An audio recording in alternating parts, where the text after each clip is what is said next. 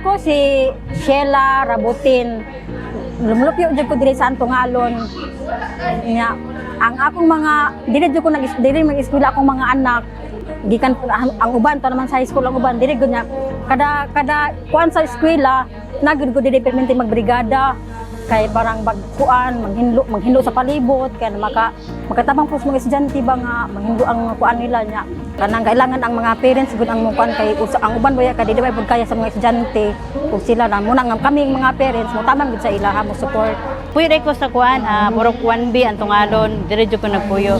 Tapos ako mga anak, dire jud nag-eskwela nang isa nakahuman na. Karon nagabrigada may katungod po sa kayuhan po sa eskwelahan ba nga makahatag po ka kuan sa mga kahinluan sa atong eskwelahan para sa ilaha pod na nakinahanglan kita pod mga ginikanan mag-support po ta sa ila kung sa ilang mga kinanglanon.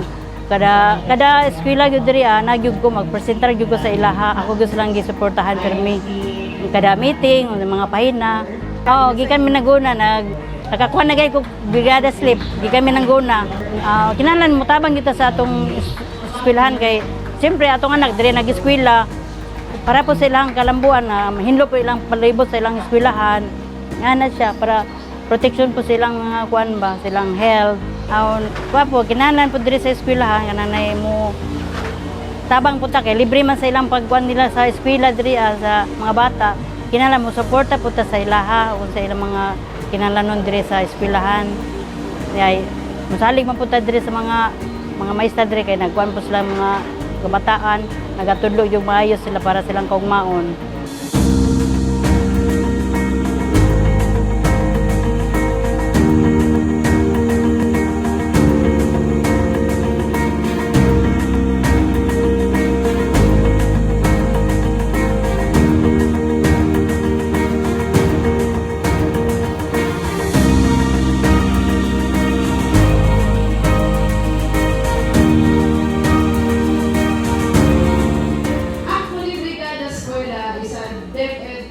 Which is not only happening here in Caraga.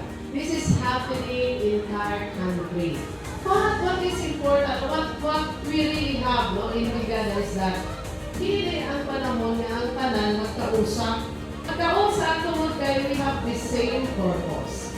That is to see to it that we prepare all our schools ready for the first day of classes.